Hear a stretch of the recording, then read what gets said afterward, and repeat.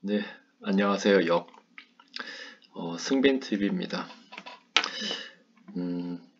오랜만에 시작하려니, 일단 해보겠습니다. 교과서는 107쪽이고요.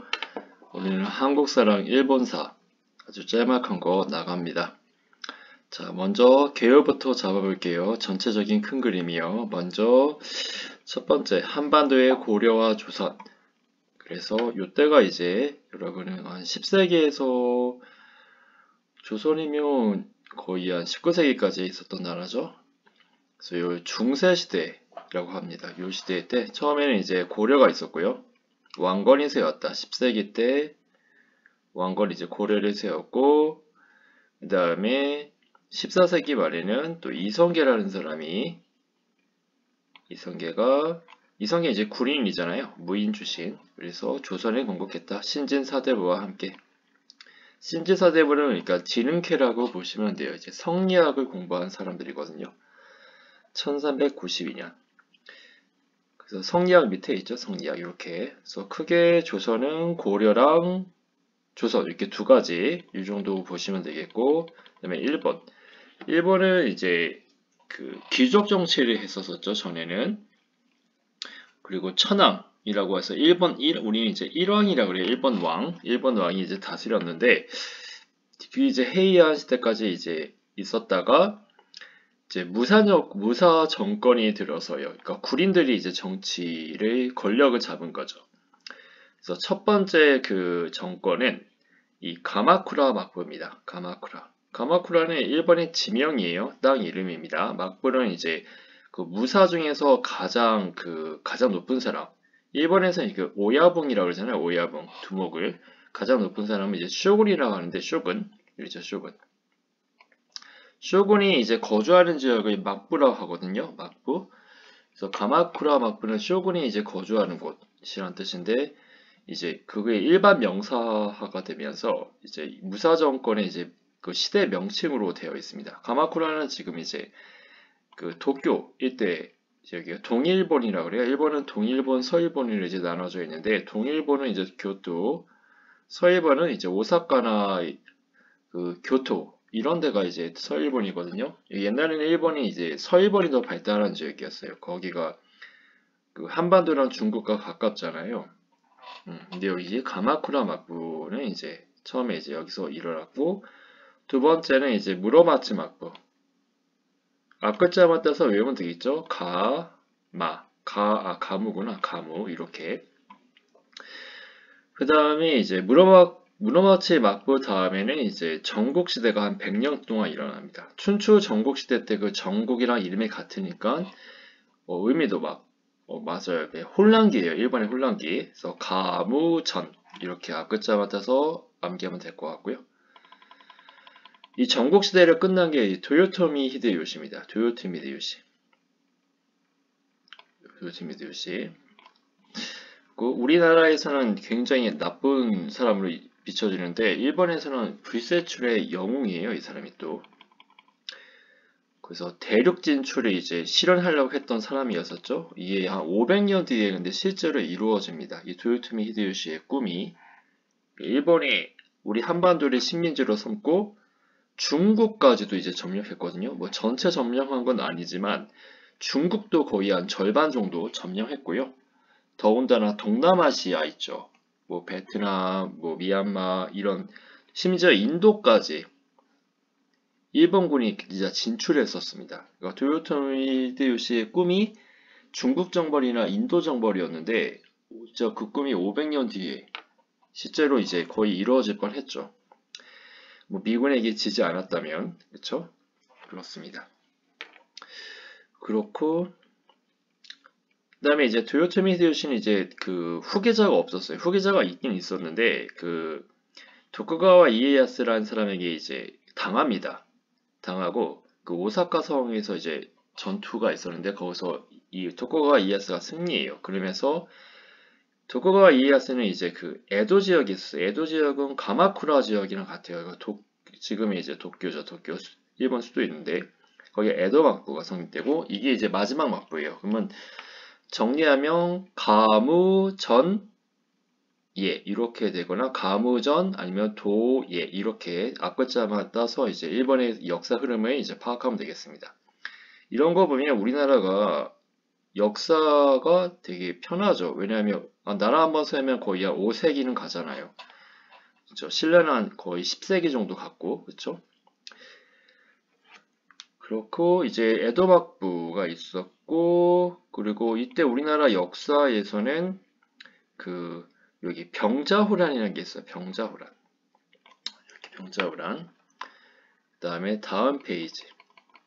그러니까 병자호란과 임진왜란으로 조선도요 그 전기와 후기로 나누어집니다.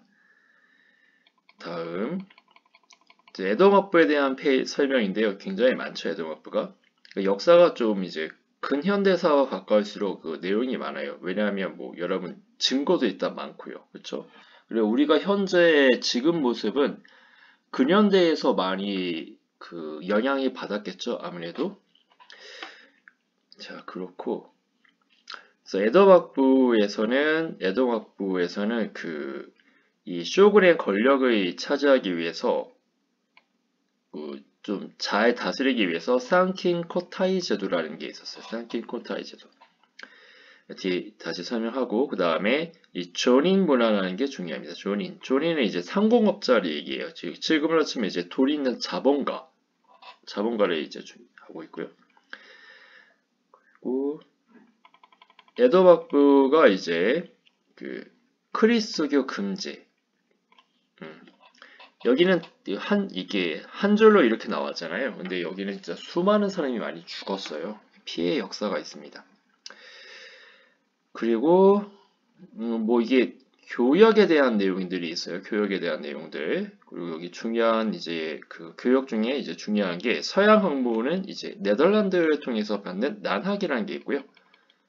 그다음에 일본의 고유한 정신을 강조하는 국학. 요거 이게 좀 중요합니다. 뒤에 또 있나? 여기 뒤에 뭐 있긴 있는데 이거 이제 나중에 보고 다시 리턴 앞으로 와서 자 우리 역사 처음에 이제 이때 10세기 이후에는 고려와 조선 이게 끝이죠. 이거 이제 3학년 때 역사 2에서 이제 자세하게 나오거든요. 왕건은 이제 그 다시 통일했어요.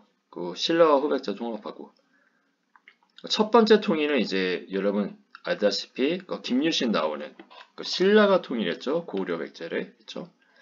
그리고 이제 고려는 이 침입이 되게 많습니다. 거란과 여진 또 몽골도 쳐들어왔고요. 그래서 나라가 계속 간 게 참 신기할 지경이에요. 거의 500년 동안 갔건데 침입이 거의 되게 많다고 합니다. 그리고 14세기 말에는 결국 이제 나라가 이제 힘들어져가지고 이성계가 이제 권력을 차지했고요. 조선을 건국했고 이 조선이라는 나라는 그 약간 좀 세련되게 그 성리학을 통치 이력으로 삼아서 이제 중앙집권 체제를 확립했다. 성리학은 그 유학에 있어서 철학적인 거죠. 이 세상을 이와 기로 보고 있어가지고 이치가 있고 그것에 따른 어떤 물질 보이는 것이 있다. 이것이 다 정해져 있다. 이런 이치고요. 그래서 뭐 정해져 있으니까 왕에게 충성하고 뭐 남자에게 뭐 여자는 남자에게 충성하고 어린아이는 뭐 어른에게 충성하고 이런 논리거든요. 그렇죠? 그렇고 그러니까 한마디로 도덕적인 것을 좀 세련되게 한 건데 지금은 이제 그렇죠? 약간 조금 거기에 대해서 의문이 많이 갔죠. 그다음에 일본의 무사 정권. 무사는 여러분 이제 사무라이라고 들어봤습니까? 사무라이. 칼 차고 있는 사람 사무라이잖아요. 무사. 그러니까 무사는 약간 무인. 쉽게 얘기하면 뭐 즐거운 치면 뭐 경찰, 군인 또는 뭐 경호원 이런 것들이죠. 그래서 그리고 헤이안 시대 후반에 일본의 지방 호족가, 지방 호족이라는 것은 이제 세력 있는 사람을 호족이라 그래요. 지방의 호족. 그러니까 지방 세력가와 그다음에 사원은 이제 여러분 절인데요. 승려들이 당시에 그 부처님에게 기도나 이런 거 한 게 아니라 무술 훈련도 했어요. 여러분 이들은 뭐 소림사 같은 거 아시죠? 그래서 무력이 굉장히 셌습니다. 그래서 이런 힘 있는 사람들이 장원의 학대에 갔습니다. 장원이 한 것을 이제 그 넓은 땅이에요, 여러분. 넓은 땅. 땅을 많이 차지하는 거. 그러면 기존의 그 농민들도 땅을 가지고 있었는데 그들을 이제 협박하거나 고리대 등을 통해 가지고 뺐습니다. 그래서 이게 확대돼요. 그건 농민들이 토지를 잃어버리죠.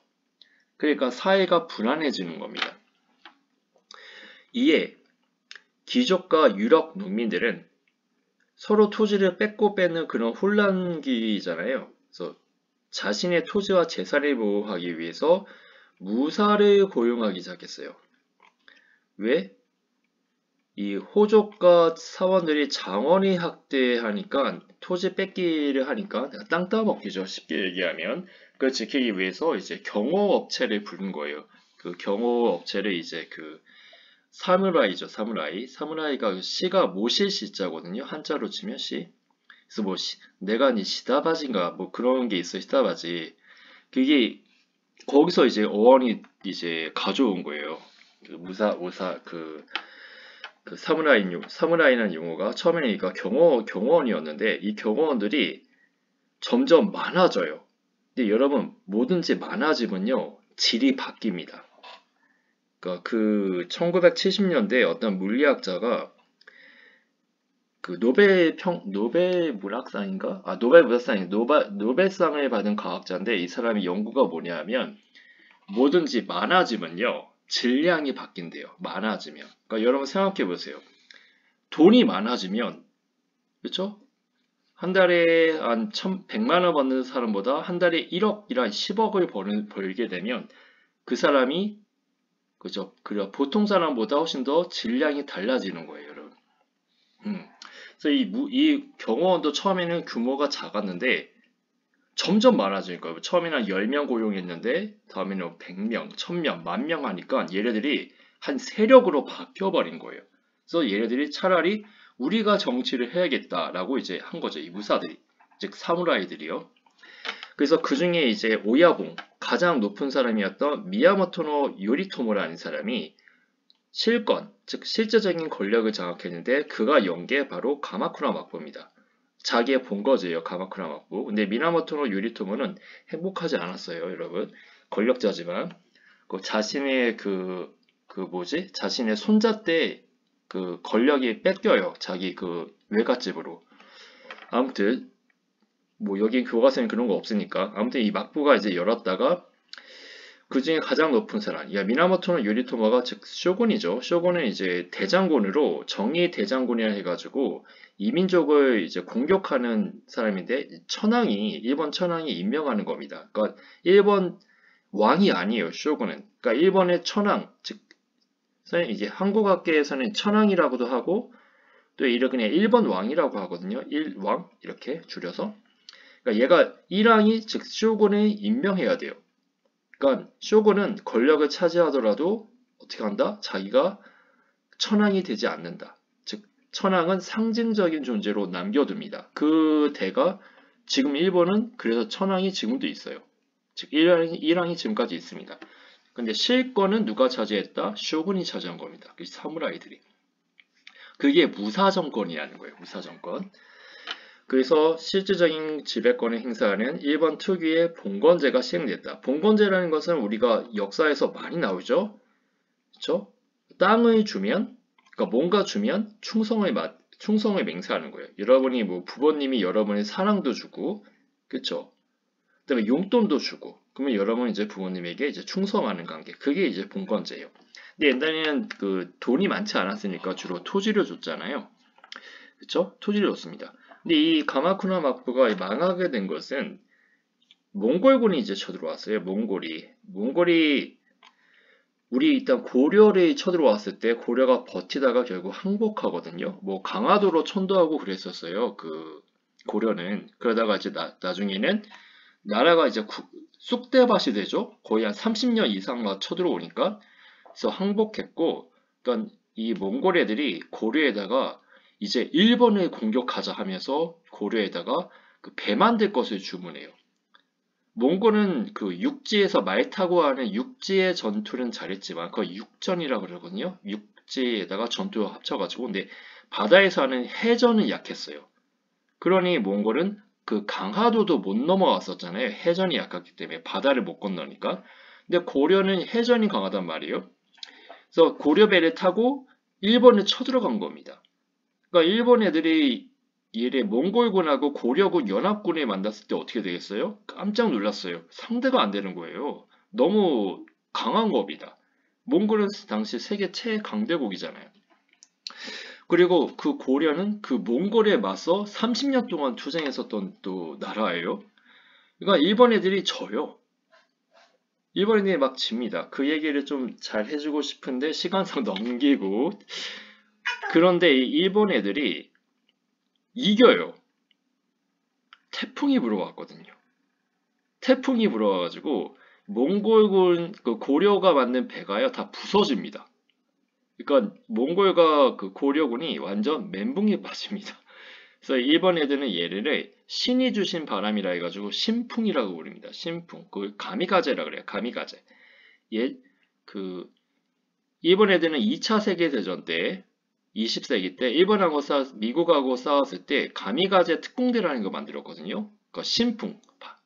신풍이 모든 걸 이제 물리쳐 주시는 거예요. 일본에 위해서. 그렇게 믿고 있어요. 그래서 그 비행기 특공대인데 연료랑 무기가 다 떨어지면 자살하는 겁니다. 그 일본 비행기가요.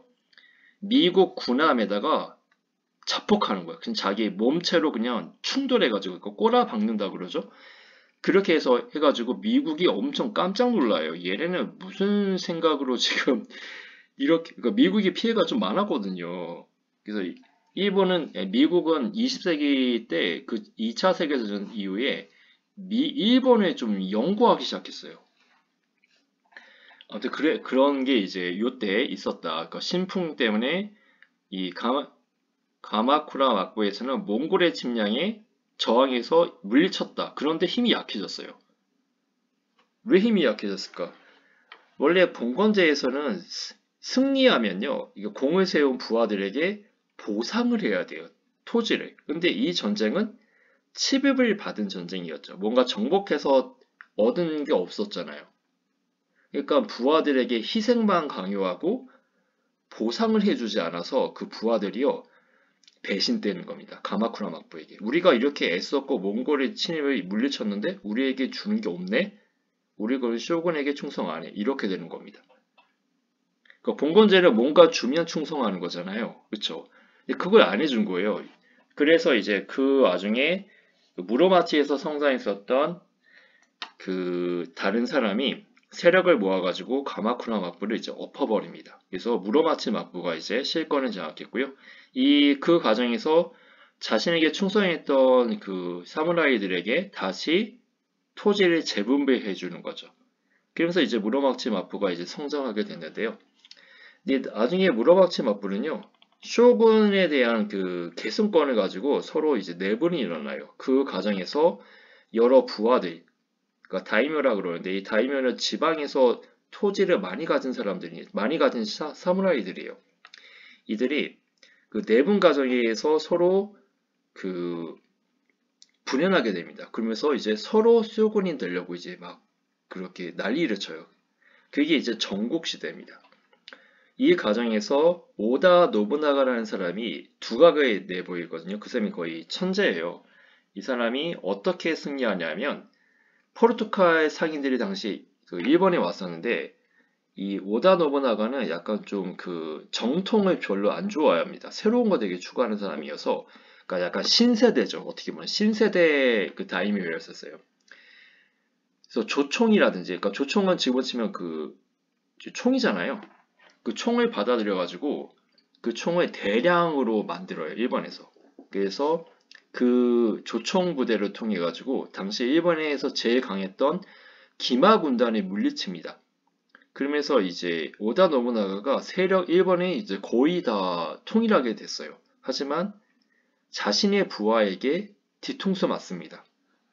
그래서 혼노지라는 곳에서 자신의 부하 아케치에게 살해당해요. 그리고 또 다른 그 오다 노부나가의 부하였던 도요토미 히데요시가 그 주군에 대한 복수를 하면서 아케치 물리치고 세력을 잡습니다. 그러니까 도요토미 히데요시는 다 된 밥에 숟가락 한 자 올렸을 뿐이죠. 어떻게 보면. 그래서 그가 전국시대를 통일하고요. 그럼 이제 일본은 뭐 해야 된다, 뭐 해야 돼요? 부하들에게 보상을 해야 되죠. 그렇죠? 근데 전국시대는 일본의 혼란기를 수습한 거였잖아요. 백성들도 어렵고 거의 100년 동안 전쟁이 일어났으니까 피해가 막심하잖아요. 그러니까 도요토미 히데요시는 새로운 땅을 자신의 부하에게 줄 그 땅을 우리 조선과 중국에서 찾았습니다. 그래서 그 쳐들어온 전쟁이 임진왜란이에요. 여기까지 이해되실까요? 그래서 도요토미 히데요시는 자신의 부하들뿐 아니라 반대편 부하들 있잖아요. 자신에게 항복한 부하들을 다 보내버려요, 조선에. 그래서 잘하면 조선을 정복하는 거고 중국도 정복하는 거고 못하면 자신의 반대했던 세력을 없애는 것이죠. 그래서 이런 고도의 정치적인 술수로 인해 가지고 우리 조선이 엄청난 피해를 입습니다. 물론 우리가 조졌던 중국 당시 명나라거든요. 명나라는 결국 멸망합니다. 이 사건으로. 그리고 도요토미 히데요시도 죽어요. 자신의 아들이 자신의 그 정권에 이어가지 못합니다. 아무튼 전쟁은 진짜 큰 일이죠. 그죠? 큰 제약일 수도 있어요. 많은 사람이 피해를 입으니까. 자, 다음. 임진왜란은 동아시아 정세에 큰 영향을 미쳤다. 즉, 동아시아 정치 세력에 큰 영향을 미쳤다. 일본에서는 도요토미 히데요시 정권이 무너졌다. 그래서 아들이 있었는데 이 도요토미 히데요시가 무너진 이유는 이 사람이 뒤늦게 권력을 차지했잖아요. 자신의 주군이었던 오다 노부나가가 사라지면서 그렇죠? 그래서 자식을 너무 늦게 봤어요. 50대 때의 자식을 봤나? 도요토미 히데요시가 죽으니까 아이가 어리잖아요.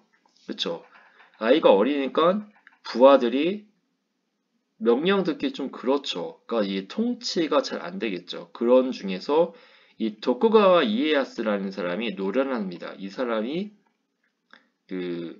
이 도요토미 히데요시의 아들을 제거하고 그다음에 자신이 이제 에도 막부를 성립하게 돼요. 에도는 또 도쿄 쪽에 있는 곳입니다. 이 에도가 바로 도쿄예요, 지금의. 그렇고 전쟁 기간 중에 조선에 지원군을 보냈던 명나라는 명나라는 우리나라 도와줬죠. 왜냐하면 이 일본이 조선을 정복한 다음에 조선에 있는 사람들을 앞세워서 화살바지로 해가지고 명나라를 쳐들어올 거라는 보고를 받았거든요. 이거 어떻게 해요? 조선에 도와서 물리쳐야 되잖아요. 안 그러면 명나라가 피해를 입잖아요, 지금. 그리고 조선과 명나라는 조공 관계였었어요. 되게 친했단 말이에요. 그래서 신하나라인 조선이 도와달라고 지금 명나라에게 도와달라고 요청하는데 명나라가 그걸 무시하면 또 유교적으로 안 맞잖아요. 또 충성을 맹세한 나라에서 어지게 또 도와줘야 되는데 안 도와줬다고 또 욕먹을 거 아니에요. 어쨌든 일이 이런저런 이유로 명나라가 출전했는데 여기서 돈이 많이 써요, 명나라가. 그래서 돈을 많이 쓰니까 그거를 어떻게 해요? 세금으로 메꾸려고 했더니 이제 농민들이 명나라에서 반란을 일으킨 겁니다. 그래서 국력이 쇠약해진 거죠. 그 틈에 이제 명나라 위에 있던 여진족들이 이제 성장하여서 후금을 세우게 되거든요. 그래서 이 조선은요, 임진왜란이 7년 동안 있었죠. 그 중에 명나라는 지금 힘이 약하고 후금은 되게 강해지고 있으니까 이 조선에 있는 광해군이라는 사람은 거기서 중립외교라는 거래요. 여기서 중립외교. 이건 이제 3학년 때 좀 더 자세하게 이제 배울 거니까 여기서는 그 정도만 있다 정도만 보시면 되겠고, 그러니까 광해군은 실제로 임진왜란에 참전했어요. 그래서 전쟁이 얼마나 위험한지 압니다. 그래서 전쟁하기 싫었어요. 그래서 그냥 좋게 좋게 중간에서 눈치 보고 이제 그러고 있었어요. 신하들은 성리학자잖아요. 그러니까 아니 우리의 그 주군인 명나라가 지금 위험한데 명나라를 이제 해치는 후금은 악이다, 나쁜 놈이다. 우리가 복수해야 된다. 명나라를 아버지 나라를 하거든요. 아버지가 지금 다치시는데 우리가 왜 복수 안 하냐 해서 광해군을 엄청 달달 볶고요. 심지어 쫓아냅니다. 그래서 인조라는 사람이 왕으로 세워서 결국은 후금이 청나라로 바뀌거든요. 청나라에 대해서 선전포고예요. 그러다가 그냥 깨갱하고 그냥 지죠. 그게 병자호란이었고, 영화 병자호란이라는 것도 있으니까 한번 시간 나시면 한번 보시고요. 다음에 이제 일본으로 와서 에도 막부의 쇼군은 에도 막부 쇼군은 지방의 다이묘에게 영지에 대한 지배권을 인정. 요 다이묘 세력들을 잘 통제해야지 나라가 잘 굴러간다는 것을 이제 이 쇼군은 알아요. 왜냐하면 무로마치 막부 때 다이묘들이 서로 반란을 일으켜서 전국 시대가 됐잖아요. 그래서 그들을 통치하기 위해서 어떻게 하냐? 기본적으로 다이묘가 너무 세지면 안 되겠다. 나에게 기어오른다. 이렇게 생각한 겁니다. 다이묘를 어떻게 세력을 없앨까? 다이묘가 돈을 못 갖게 하면 되겠다. 이렇게 생각한 거예요. 다이묘를 왜 돈을 어떻게 없애지? 그게 상킨코타이 제도입니다. 이 동그라미 5번에 보면, 동 5에 보면 에도 막부가 다이묘의 힘을 약화하기 위해, 그쵸? 일정 기간 동안 어떻게 한다? 다이묘에게 에도에 와 살아라 이겁니다. 에도에 살아라. 한 6개월 정도 사는 거예요. 6개월 정도. 그래서 어떻게 샀냐? 다이묘가 너가 6개월 와서 에도에 살아. 그 다음에 6개월 후에는 너의 부인과 자식을 에도에 살아. 야, 이거 진짜 근데 인간적으로 좀 못됐죠. 가족을 떨어뜨려 놓는 거잖아요. 아무리 뭐 그래도 아마 다이묘들이 불만이 많았을 것 같아요. 근데 아무튼 이때 에도 막부는 힘이 강했기 때문에 다이묘들이 알겠습니다 하고 왔겠죠. 근데 여러분, 에도는 당시에 가장 물가가 높은 곳입니다. 거기서 살려면 또 다이묘들이 자신의 명예를 높이려면 또 좋은 집을 사야겠죠. 그러니까 거기다 돈 쓰겠죠. 뭐 자기 혼자 오는 게 아니라 부하들하고 뭐 군사도 좀 데려와야 되겠죠. 그러니까 군사는 아니더라도 뭐 노비나 하인 같은 거 데려와야 되잖아요. 신하들이나. 그럼 걔네도 먹고 재우고 다 해야 될 거 아니야. 그러니까 돈이 다 들어가겠죠. 그리고 옛날에는 뭐 KTX라든지 전철이라든지 자동차가 없었잖아요. 거기 또 왔다 갔다 하는 것도 다 일이잖아요. 그래서 일본은 이때 여간업이 되게 발달해요. 도로가 발달하고. 그래서 일본은 뭐 여행지 이런 게 이 상킨코타이 제도 때문에 지방이 좀 다이묘들이 하루 자고 숙박하고 그런 게 다 필요하니까 그래서 일본에 그때 이런 어떤 뭐 맛집이라든지 여간집이라든지 이런 교통로라든지 이런 게 발달하게 합니다. 긍정적으로는. 하지만 다이묘 입장에서는 아주 죽을 맛이었죠. 요게. 그렇고 그래서 나중에 뭐 다이묘들이 다 들고 일어서요. 에도 막부에 대해서 나중에. 그래서 에도 막부가 이제 망하게 되는데 어쨌든 초기에는 이 산키코타이 제도가 효과가 있었다는 거죠. 그래서 요걸로 뭘 했냐? 다이묘를 통제할 수 있었죠. 그래서 쇼군이 권력이 강해지죠. 그거를 중앙집권이라고 하죠. 그런데 토지를 주고 충성을 받는 것은 봉건체제죠. 그래서 일본은 봉건제도가 이 중앙집권적 봉건체제, 그래서 막반체제라고 하는데 좀 어려운 한자어로 하면 막반체제라고 하는데 특이한 봉건제도가 나타납니다. 그러니까 중앙집권과 봉건제도는 원래 반대 개념인데 이거를 합쳐서 이렇게 나타나요. 이게 에도 막부 시대입니다. 또한 다음 줄 에도 시대에는 농업 생산량이 증가하였고 수공업과 강업도 발전하였다. 즉 잘 먹고 잘 살았다는 거죠. 경제가 발전했으니까. 그 와중에서 이제 조닌 상공업자입니다. 도시 상공업자. 직업으로 치면 이제 여러분 이제 돈 많은 사람들이 생각하시면 돼요. 뭐 삼성, 현대 있죠? 그런 거. 그래서 이 도시 상공업자들이 즐긴 게 있는데, 그러니까 돈이 많아지만 예술을 좀 찾나 봅니다. 아무튼 예술품을 좀 여유 있는 사람이 찾는 거라고 하더라고요. 뭐 음악이라든지, 그렇죠? 그래서 지금은 이제 우리나라도 이제 자본주의 국가고 훨씬 더 서민들도 돈이 있다 보니까, 그렇죠? 뭐 일반적으로도 음악을 즐기고 그러잖아요. 뭐 미술을 어떻게 즐기는지는 잘 모르겠지만 당시에 이제 채색 판화를 즐겼어요. 그게 우키우에인데 똥 6에 보면 우키우에가 있죠. 이렇게 이게 판화예요, 여러분. 판화라는 것은 나무에다가 조각한 다음에 물감을 입혀가지고 종이에 찍어내는 건데 어떻게 보세요? 그냥 그린 것 같죠? 종이에다가 이만큼 이제 정교하고 이런 그림들이 서양에까지 이제 전파돼가지고 고흐 같은 유명한 미술가들이 여기서 영감을 많이 얻었다고 합니다. 그만큼 일본 문화가 발달했다 이런 것이죠 당시. 그리고 가부키라는 게 있었다. 가부키. 우리 수업 시간 때 이제 봤죠? 가부키. 그 분칠해가지고 하얗게 분칠한 다음에 이제 연기하는 거.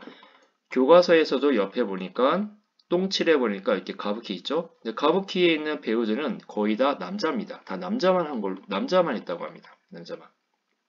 지금으로 치면 이제 오페라 같은 거죠.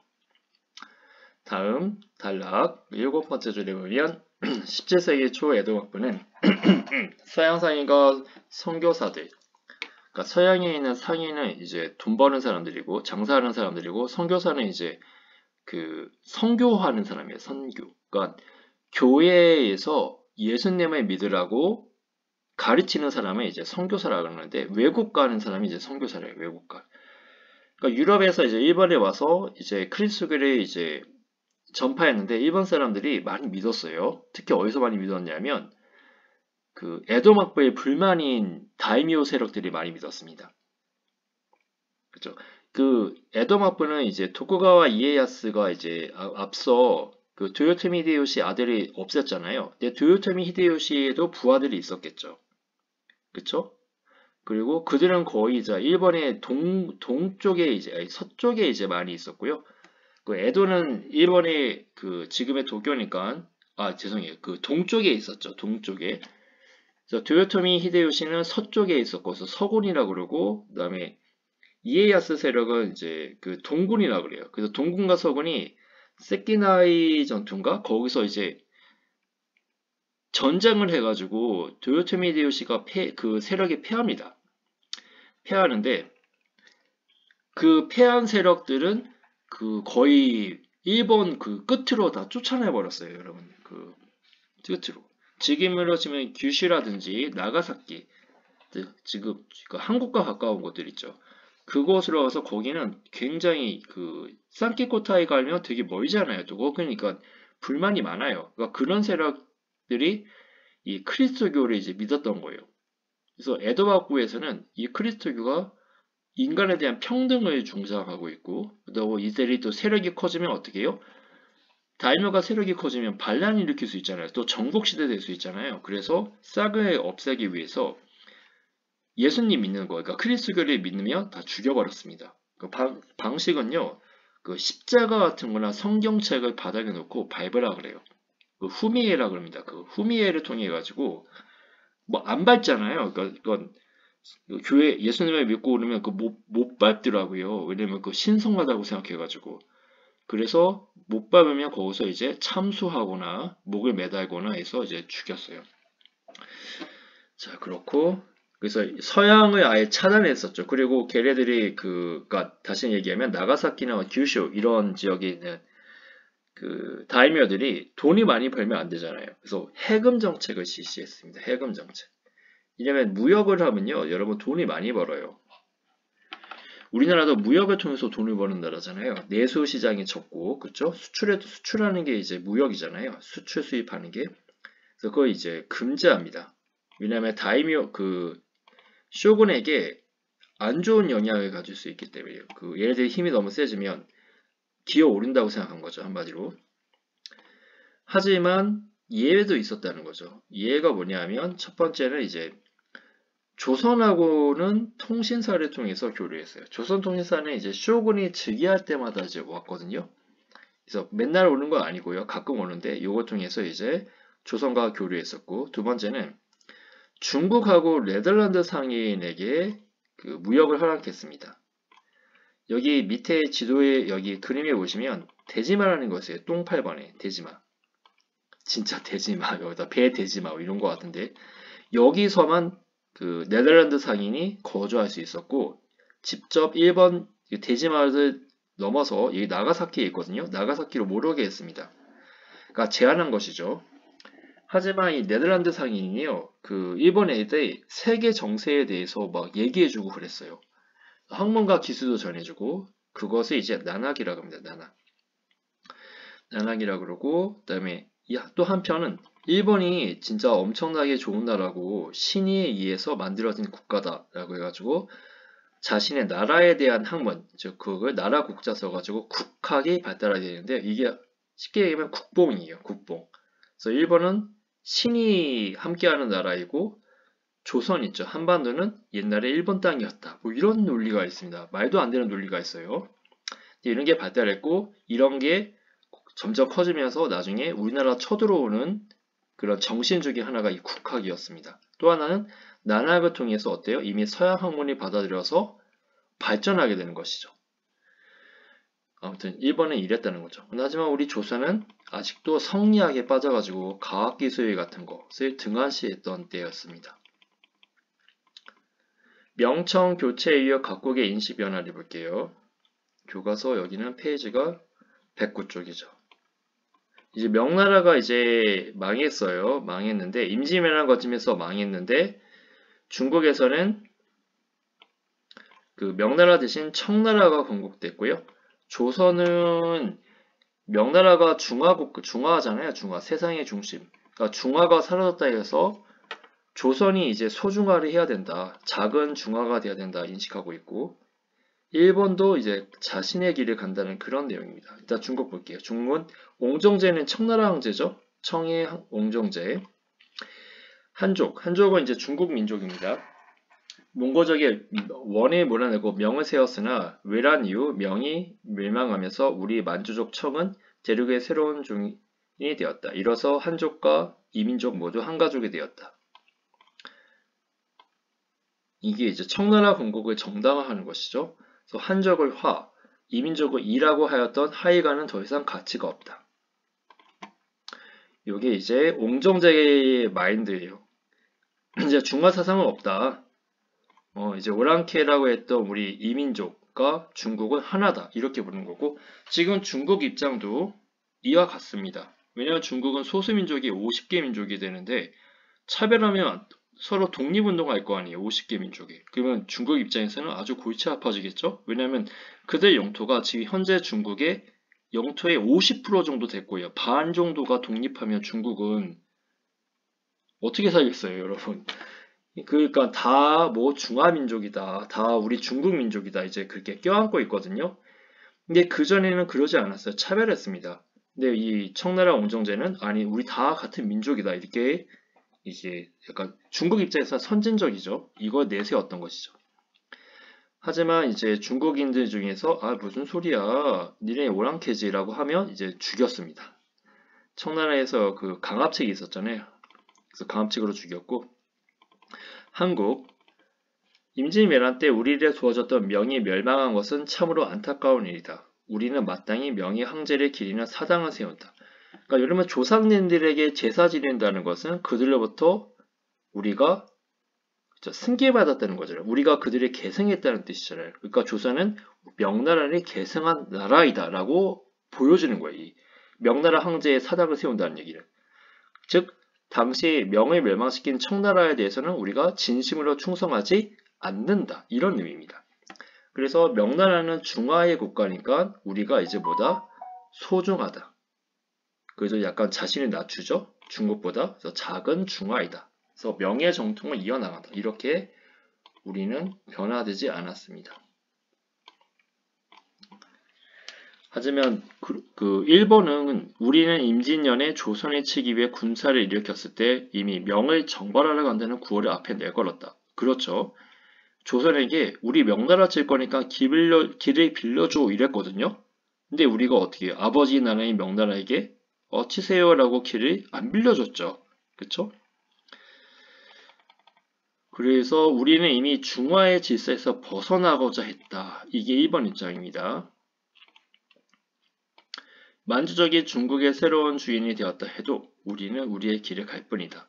그래서 이 밑에 있는 사람 머터우리 노리나가의 고사기전, 고사기라는 책이 있어요. 옛날에. 고사기라는 책은 아마 나라 시대 때 만들어진 8세기 때 만들어진 책인데 거의 전설과 신화가 되게 많고요. 거기서도 이제 한반도 지역을 일본이 정복했다는 기사가 있습니다.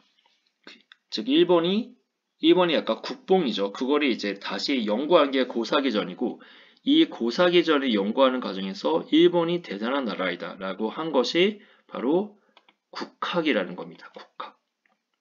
아까 난학이랑 국학 얘기했었죠? 그게 전개된 거예요. 고사기전을 통해 가지고. 자, 수고했습니다. 여기까지 하겠습니다.